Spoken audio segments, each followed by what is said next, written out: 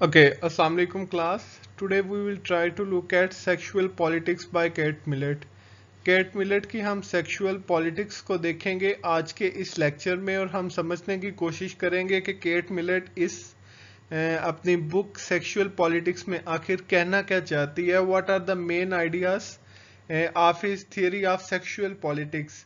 Sexual political theory के main ideas क्या हैं. हम ये भी देखेंगे कि वो इन्फ्लुएंस्ड किससे थी, उसकी एज कौन सी थी. Okay, look at this slide. इस स्लाइड को देख के आपको केट मिलेट की पॉलिटिकल फिलॉसफी का पता चलेगा, उसके आइडियाज अबाउट जेंडर आपको पता चलेंगे और उसके इन्फ्लुएंसेस का पता चलेगा कि वो आखिर इन्फ्लुएंस्ड किससे थी, उसके राइटिंग में आपको किसका रिफ्लेक्शन मिला था. देखें, केट मिलेट की अगेन बुक देख लें. It's an important MCQs that it was published in 1970. और क्या है, it is one of the most prominent book in perspective of radical feminism. Radical feminism के हवाले से ये एक बहुत इंपॉर्टेंट बुक है. और इसमें ये बात क्या कर रही है, सबसे मेजर बात, she was criticising literature and social organisation. वो लिटरेचर को क्रिटिसाइज कर रही है और सोशल ऑर्गेनाइजेशन को क्रिटिसाइज कर रही है. ये काम इसने कोई नया नहीं किया. इससे पहले सिमोन डी ब्यूवा भी ग्रीक लिटरेचर को क्रिटिसाइज कर चुकी है and to some extent she had criticise social organization as well. But then what was the difference between both? दोनों ने ही सोशल ऑर्गेनाइजेशन को क्रिटिसाइज किया है, दोनों ने ही लिटरेचर को क्रिटिसाइज किया है. फर्क है being radical and being liberal. Simone de Beauvoir had an affiliation with liberal school of thought. और लिबरल स्कूल ऑफ थॉट ने क्या किया था, they demanded their equal rights by remaining themselves within the social institutions. उन्होंने social institutions के अंदर रह के अपने राइट्स को डिमांड किया था. उन्होंने, सिमोन डी ब्यूवा ने सोशल ऑर्गेनाइजेशन को चैलेंज जरूर किया था. Yes, she had challenge social organisation, but at the same time उसने क्या किया था, at the same time she didn't say that we need a new social system. उसने ऐसा नहीं कहा था कि हमें न्यू सोशल सिस्टम चाहिए.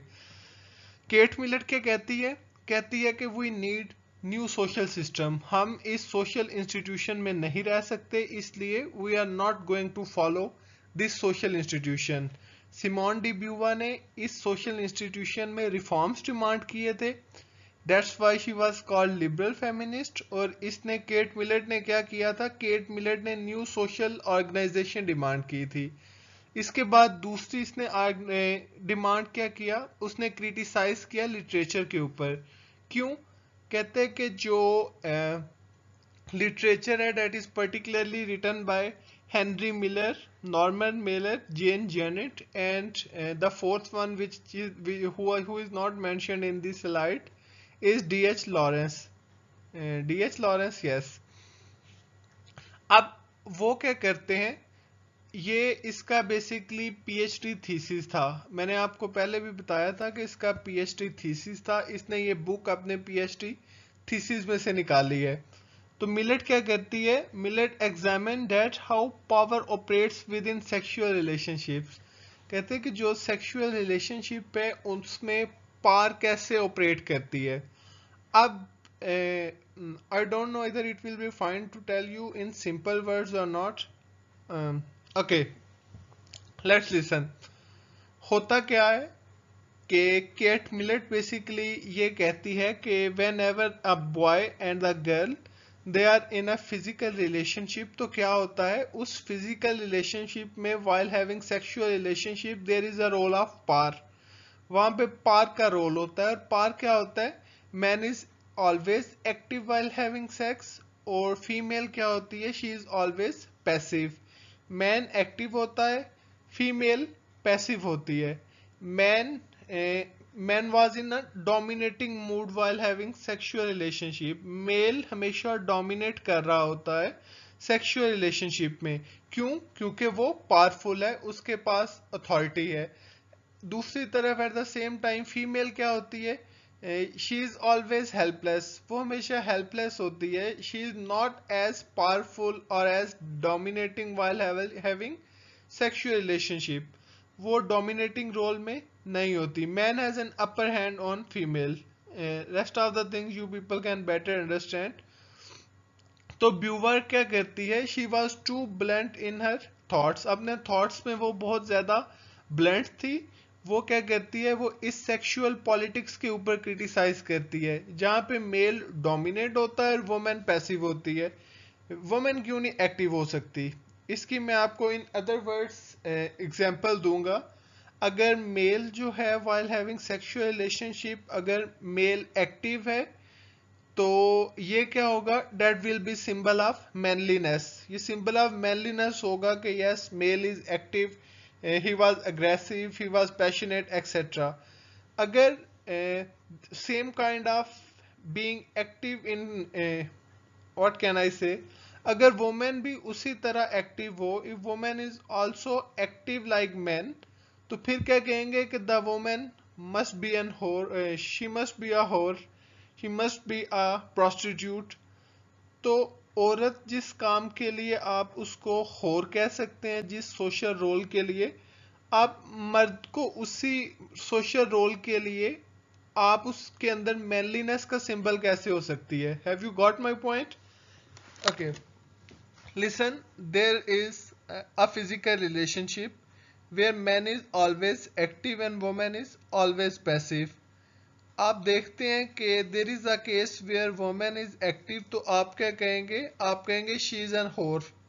वो she is unable to enjoy the prestige in man's eye if she is active while having sexual relationship. तो वो डोमिनेट नहीं होती, डोमिनेट हमेशा मेल करता है. सबसे पहले केट मिलेट इनको क्रिटिसाइज करती है कि ये राइटर्स जो सेक्सुअल पॉलिटिक्स के इंसिडेंट्स नरेट करते हैं, उनसे हम देख सकते हैं कि how power operates with in sexual relationship. जहां पे मेल डोमिनेट होता है, वुमेन जो है वो डिफेंसिव मूड पे होती है, वुमेन वीक होती है, पैसिव होती है, मेल एक्टिव होता है और मेल डोमिनेट होता है. उसके बाद क्या है, एंड बिल्ड एन आर्गूमेंट, और ये आर्गूमेंट कहती है relationship between sexes is a political issue. वो कहती है ये पॉलिटिकल इशू है. Political issue in a sense के यहाँ पे एक जो ग्रुप है, एक पर्टिकुलर ग्रुप है, उसकी हायरार्की है. पॉलिटिक्स में क्या होता है कि एक पॉलिटिकल पार्टी होती है, उसकी हायरार्की होती है, वो इलेक्शन में जाती है, खड़े होती है, इलेक्शन कॉन्टेस्ट करने के बाद that political party gets majority and comes in power. वो कहती है same is the case with men as well, same is the case with men in the society as well. यहाँ पे भी इनकी हायरार्की है, इनकी हायरार्की है, और उस हायरार्की की वजह से क्या है, they are dominate on the other gender. वो दूसरी जेंडर के ऊपर वो डोमिनेट करते हैं. Have you got my point? Okay, look at the third slide. वो क्या थी, she was basically influenced by Simone de Beauvoir. अब वो साइमन डी ब्यूवा की बुक द सेकंड सेक्स से इन्फ्लुएंस्ड थी, तो इसका मतलब है कि उसका स्कूल ऑफ थॉट भी वही है जो साइमन डी ब्यूवा का था. ये भी वैसे ही सोचती है जैसे साइमन डी ब्यूवा सोचती थी. इसका पॉइंट ऑफ व्यू भी ऑलमोस्ट वही है जो साइमन डी ब्यूवा का है. लेकिन डिफरेंस कहाँ पे है, डिफरेंस ये है कि she is too radical in her thoughts. वो अपने थॉट्स में बहुत रेडिकल थी. जितना ब्लंटली ये कमेंट कर रही है सेक्सुअल रिलेशनशिप्स के ऊपर, साइमन डी ब्यूवा ने कभी ऐसा कोई कमेंट नहीं किया. You can see in the second slide कि how bluntly she had criticised sexual relationship between male and female, but Simone de Beauvoir never said anything like that. In this way, although she was influenced by Simon de Beauvoir, लेकिन they had a difference. और difference क्या था, Simon de Beauvoir was intellectually focused. वो intellectually focused थी, intellectually strong थी.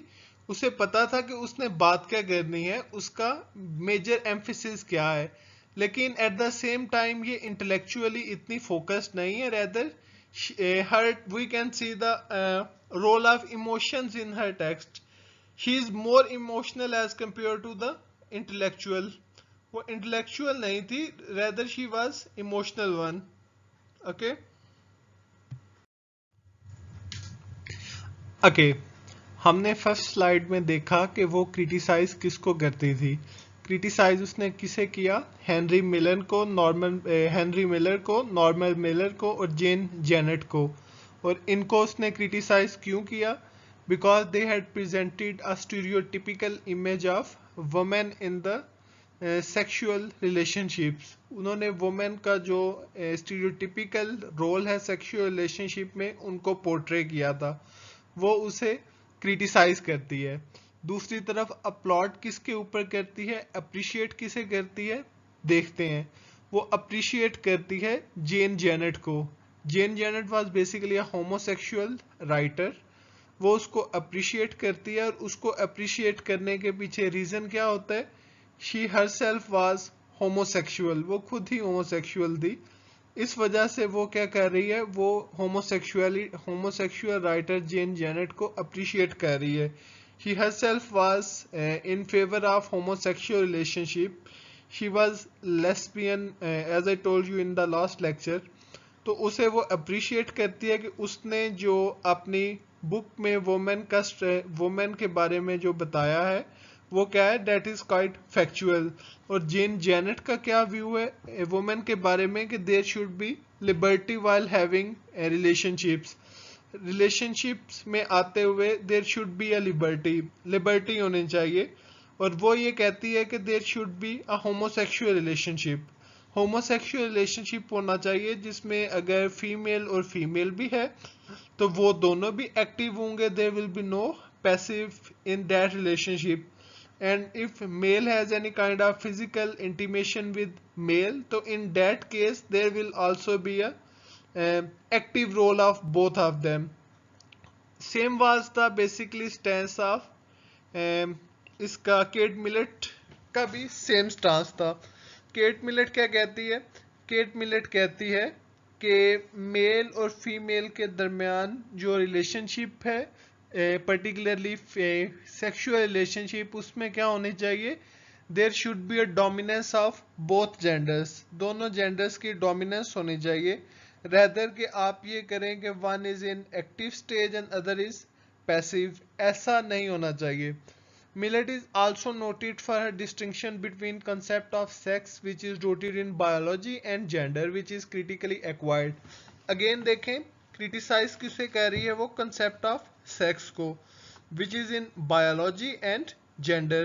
Biology में क्या concept है sex का? वो ये है कि जो female है she has strong feelings, she is more closed towards the sexual desires. वो उसके अंदर जो सेक्सुअल डिज़ायर्स हैं they are far more as compare to the desires in male. Male में जो डिज़ायर्स हैं उससे कहीं ज़्यादा फीमेल्स के अंदर है।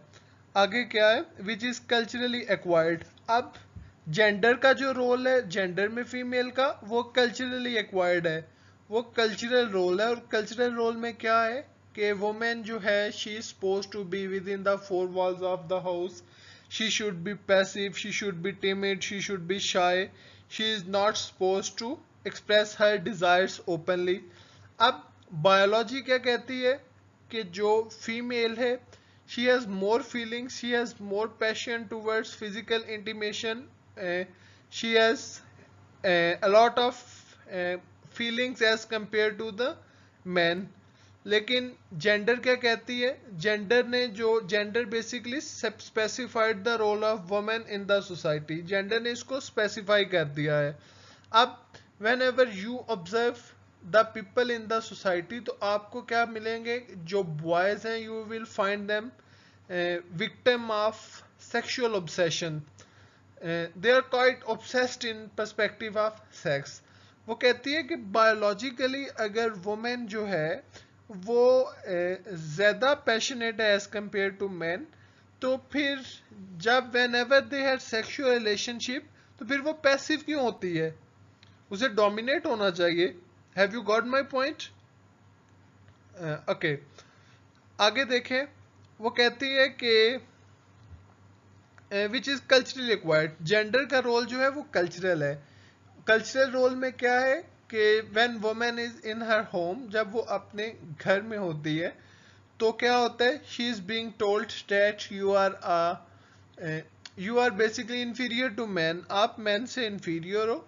You are not suppose to express your physical और sexual desires in front of your husband, आपने ऐसा नहीं करना कि अपनी डिजायर्स को अपने हस्बैंड के आगे एक्सप्रेस करो, क्योंकि इफ़ यू डिड सो, अगर तुम ऐसा करती हो तो क्या होगा, शी विल कंसिडर यू अ होर, वो ये सपोज करेगा कि तुम्हारे ऑलरेडी फिजिकल रिलेशनशिप रहे हैं दूसरे मर्दों के साथ, वो आपको नेगेटिवली देखेगा। इसलिए वुमेन की जो विल बायोलॉजिकल उसकी डिजायर्स हैं उनको कल्चरल जो टर्म्स हैं वो सप्रेस कर देती हैं, दबा देती हैं। Okay, look at the next one. Second chapter में वो क्या कहती है, she made the argument more explicit, वो इसी के ऊपर दलाइल देती है। Okay, let me tell you one more thing, इसको आप पॉलिटिक्स ऑफ वुमेन बॉडी भी कह सकते हैं। ये वुमेन बॉडी के ऊपर बात करती है और ब्लंटली, बहुत ओपन ब्लंट। रेडिकल्स कौन होते हैं, they are too blunt in their narratives, वो अपने नैरेटिव में बहुत ब्लंट होते हैं और ओपनली अपनी बात को कहते हैं। Same was the case with her as well, वो भी ऐसे ही कर रही है। सेकेंड चैप्टर में वो क्या कहती है, she is offering N analysis of patriarchal rule in contemporary and historical societies. वो पेट्रियार्कल रूल इन हिस्टोरिकल और कंटेम्प्रेरी करंट सोसाइटी में जो मेल डोमिनेंस है उसका एनालाइज करती है। और एनालाइज क्या करती है, उसका एनालिसिस देखें। फर्स्ट में वो क्या कहती है, जेन जेनेट ठीक कहती है, होमोसेक्सुअलिटी होनी चाहिए, she was in favour of homosexuality. उसके बाद वो बायोलॉजी में जो वुमेन का रोल है, जिसमें women is dominant as compare to the man, और जेंडर में क्या रोल है, यहाँ पे मैन डोमिनेट है।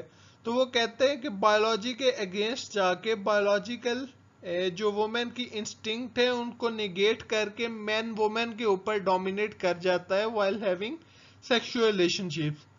ओके, आगे देखें। He was offering an analysis of patriarchal role in contemporary and historical society. Millett explores how traditional claims of male dominance as natural. Okay, वो क्या कहती है कि कैसे ट्रेडिशनल क्लेम्स जो हैं वो मेल डोमिनेंस को नेचुरल कहते हैं। As in our society, we used to say that God had born male dominate. खुदा ने मेल को डोमिनेट पैदा किया है, ऐसा ही है। वो कहती है ऐसा क्यों है, ये ट्रेडिशन है कि आपका मेल डोमिनेंस जो है it is the part of tradition. तो ये इसे नेचुरल कहकर क्या करते हैं, ये लेजिटिमाइज कर देते हैं मेल डोमिनेंस को। लेजिटिमाइज मीन जायज, लीगल।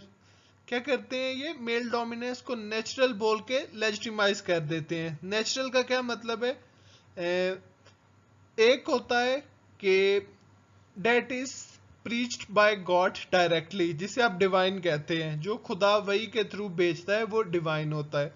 नेचुरल क्या होता है, that is by God but you have revealed it through reason, जो गॉड की तरफ से होता है लेकिन आप उसको रीजन के थ्रू रिवील करते हैं। कहते हैं कि वुमेन जो है वो पैसिव जो है वो भी नेचुरल है, डेट इज बाय गॉड, खुदा ने उसे वीक बनाया है। और मेल डोमिनेंट क्यों है, क्योंकि खुदा ने उसे डोमिनेट बनाया है। मिलेट ये एक्सप्लोर करती है कि ये जो ट्रेडिशनल रोल ऑफ वुमेन है, ये जो ट्रेडिशनल रोल ऑफ वुमेन है ये क्या है, ये मेल ने क्या किया है, उसे लेजिटिमाइज कर दिया है, डेट इज बाय गॉड बोल के मेल ने उसे जायज कह दिया कि ये गॉड की तरफ से है। लेकिन ये क्या कहती है कि अगर ये गॉड की तरफ से है तो बायोलॉजिकल रोल उसका डिफरेंट क्यों है, क्योंकि गॉड की तरफ से तो बायोलॉजिकल रोल होता है जो गॉड ने आपकी बायोलॉजी में रख दिया। और बायोलॉजी में क्या है, वो ये पॉइंट करती है कि बायोलॉजी में जो वुमेन है she is sexually more active as compare to man. तो फिर गॉड की तरफ से ये नहीं है, वो कहती है ये ट्रेडिशनल है, ये नेचुरल नहीं है। अगर ये नेचुरल होता तो ये बायोलॉजिकल भी होता। ओके, दूसरा क्या कहती है, before critiquing this understanding and presenting traditional sex roles and patriarchal authority more broadly as a consequences of cultural conditioning. Yes, वो कहती है कि मेल का रोल जो है वो कल्चरल है। आपने मेल को डोमिनेट किया है तो आप उसे बाय गॉड ना बोलें कि दैट इज बाय गॉड। ये इट्स अ कल्चरल फिनोमिना, ये कल्चरल है। आपकी सोसाइटी ने मेल को डोमिनेट किया है, आपकी सोसाइटी ने मेल को अपर हैंड दिया है फीमेल के ऊपर। आपकी सोसाइटी ने कहा है कि मेल डोमिनेट है, वुमेन पैसिव है, सबमिसिव है। ये आपकी सोसाइटी ने कहा है, इसमें गॉड का कोई इन्फ्लुएंस नहीं है। अंडरस्टैंड? ओके, अब इसमें और सिमोन डी ब्यूवा के अंदर एक सिमिलैरिटी देखें। Both of them believe that women were subjected to artificially constructed idea of feminine. Artificial कहते हैं कि वुमेन जो है she is in captured as artificially constructed ideas. और आर्टिफिशियली कंस्ट्रक्टेड आइडियाज कौन से हैं फेमिनिन के? आपको बनाव संहार करना चाहिए, you should be within the four walls of the house, आपको आहिस्ता बोलना चाहिए, प्रॉपर मेकअप करना चाहिए, खुद को बनाना संवारना चाहिए। उसे प्रॉपर नॉलेज देने की बजाय उसके बनाव संहार के ऊपर तवज्जो देना। ये क्या था? ये आर्टिफिशियली कंस्ट्रक्टेड रूल थे कि आपने घर के अंदर रहना है, आपका पढ़ाई लिखाई और दूसरे चीजों से आपका क्या लेना देना। And that all aspect of society and culture function according to a sexual politics that encourage women to internalize their inferiority until it becomes psychologically rooted in them। Words देखें, क्या कहते हैं कि सारी सोसाइटी और कल्चरल फाउंडेशंस जो हैं they had actually politicised women. उन्होंने पोलिटिसाइज कर दिया है वुमेन से। वुमेन को उन्होंने पोलिटिसाइज कैसे किया? By realising them you are inferior to man. उन्हें बचपन से ही आप रियलाइज करवाते रहते हैं कि आप मेन से इंफीरियर हो, वो सुपीरियर है, वो स्ट्रांग है, he is more powerful, he is more strong, he is more authoritative, you should be submissive. आपने अपने हस्बैंड को you should be behave submissively in front of your husband. अपने हस्बैंड के आगे सबमिसिव बिहेव करना है। कहते हैं मेन इन कल्चरल फाउंडेशंस ने क्या किया? वुमेन को ये रियलाइज करवा दिया कि यू आर इंफीरियर। और कब तक वुमेन को रियलाइज करवाते गए कि आप इंफीरियर हो, यू आर सबमिसिव? कब तक रियलाइज करवाते गए? Until it became psychologically rooted in them, जब तक कि वो उनके दिमाग के अंदर रूटेड नहीं हो गया, उनके दिमाग के अंदर ये बात आ नहीं गई, उनकी साइकोलॉजी ने इस चीज को एक्सेप्ट नहीं कर लिया कि they are inferior to man.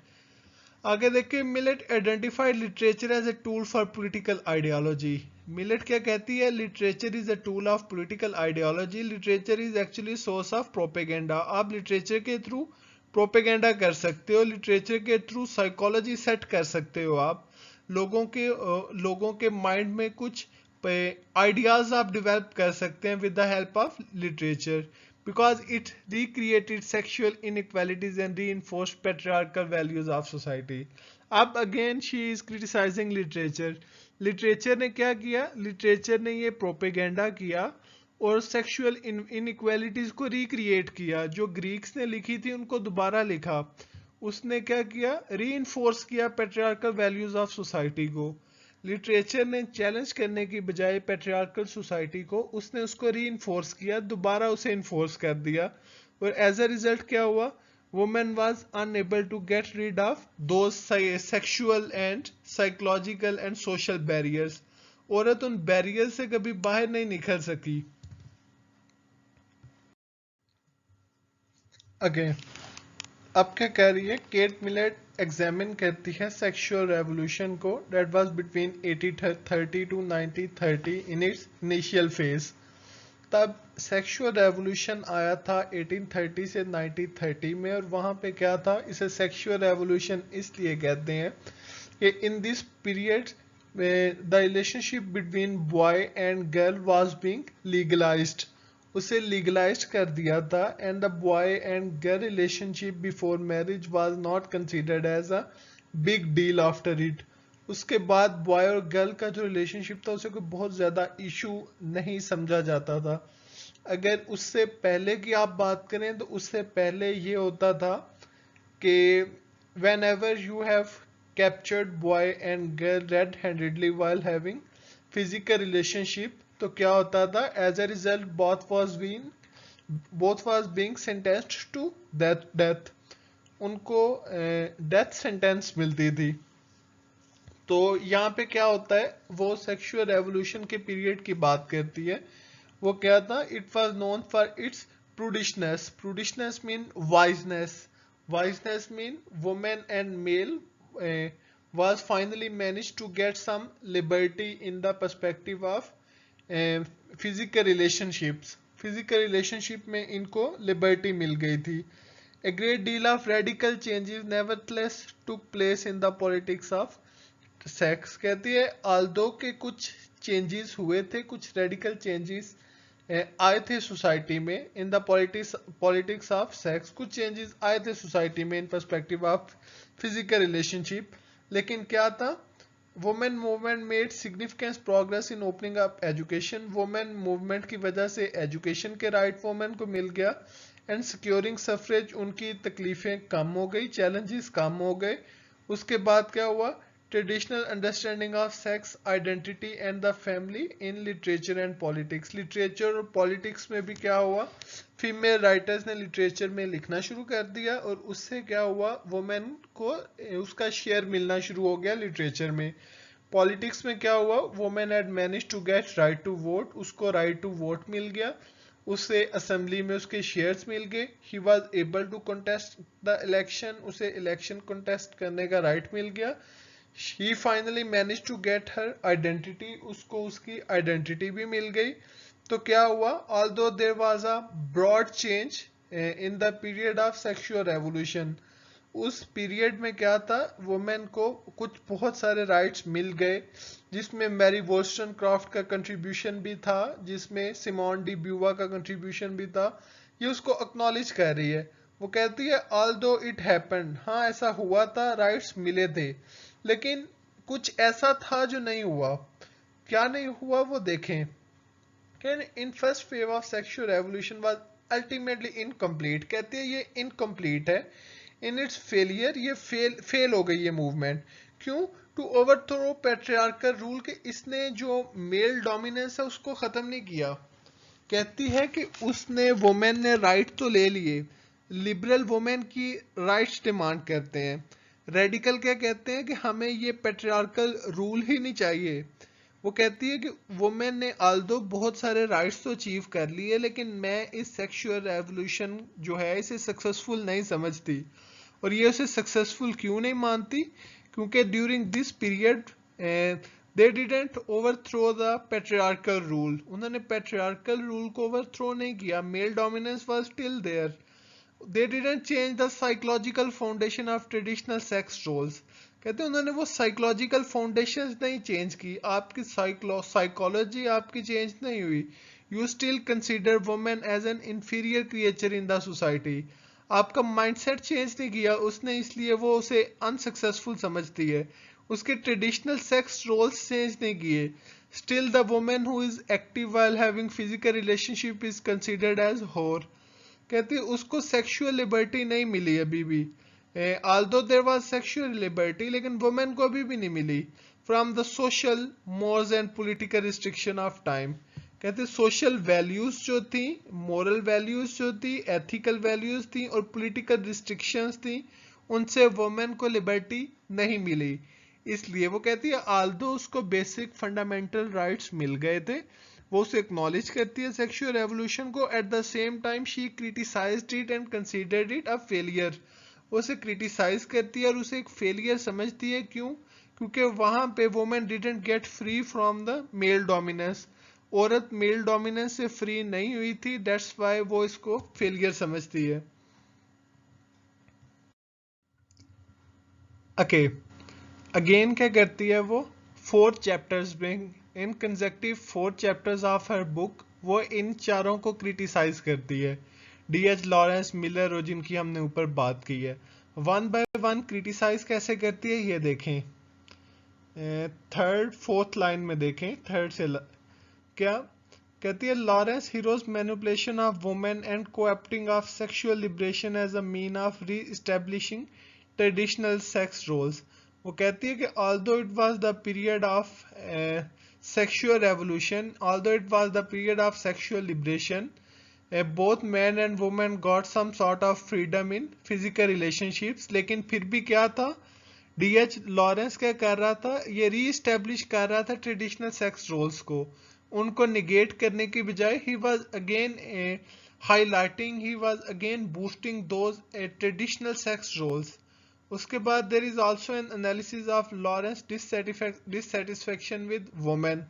Lawrence की वुमेन से डिससेटिस्फेक्शन को भी क्रिटिसाइज करती है, and his focus on male relationship and its consideration on love and sexuality in term of power.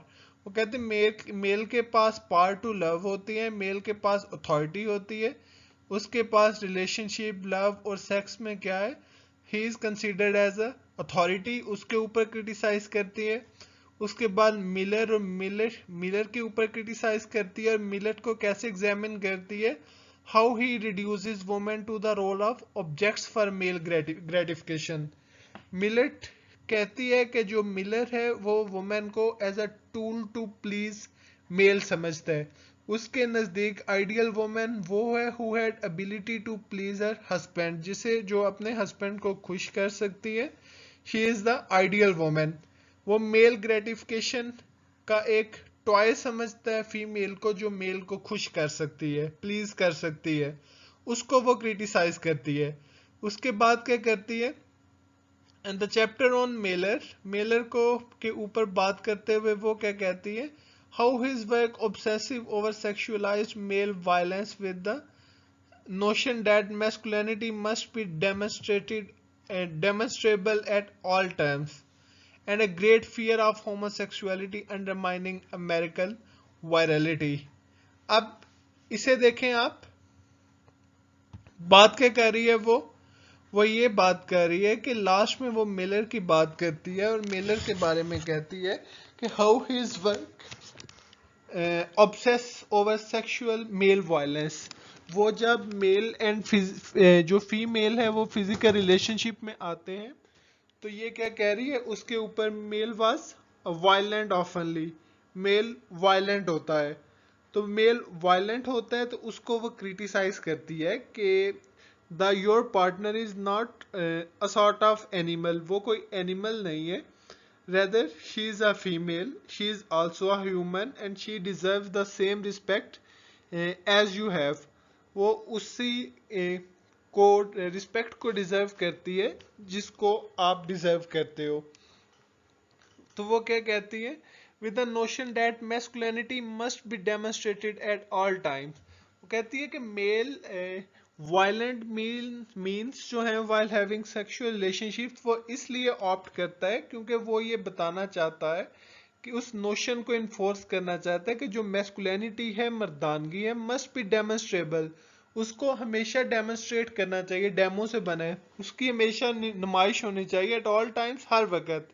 And a great fear of homosexuality, और उनको fear किस चीज के, होमोसेक्सुअलिटी का फियर है, लेस्बियनिज्म का फियर है, और उसका रीजन क्या है, होमोसेक्सुअलिटी अंडरमाइनिंग अमेरिकन वायरलिटी। कहते हैं जो अमेरिकन मर्दानगी है, वायरलिटी है, वो खत्म हो जानी है अगर ये होमोसेक्सुअलिटी आ गई, इसलिए they are giving contradictory stance against homosexuality. इनको सिंपल वर्ड्स में आप देखें, डीएच लॉरेंस के ऊपर क्रिटिसाइज करती है वो, और उसके ऊपर क्रिटिसाइज इसलिए करती है कि वो ट्रेडिशनल सेक्स वैल्यूज को रीस्टैब्लिश कर रहा है।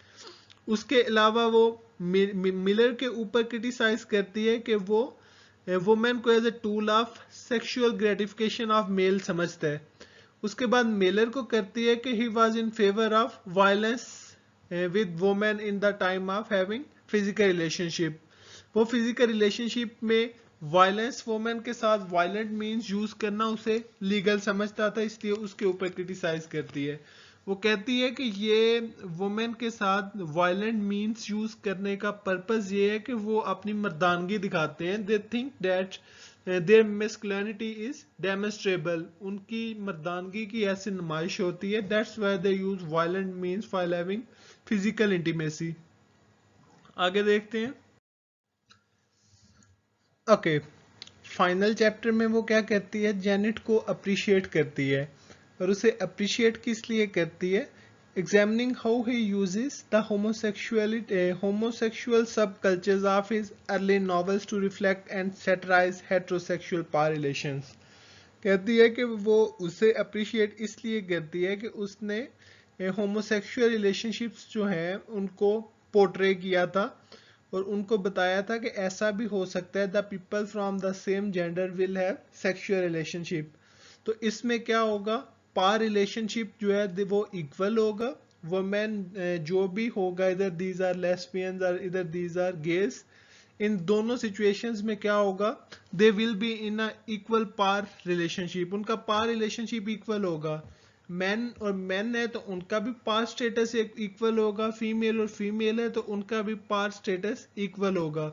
अगर आप हेट्रोसेक्सुअल रिलेशनशिप में मेल और फीमेल के, तो वहां पे क्या है, मेल का जो है वो अथॉरिटी होता है, वुमेन सबमिसिव होती है। मेल डोमिनेट कर रहा होता है, वुमेन जो है she is always in a passive tone, वो उसके ऊपर क्रिटिसाइज कर रही है।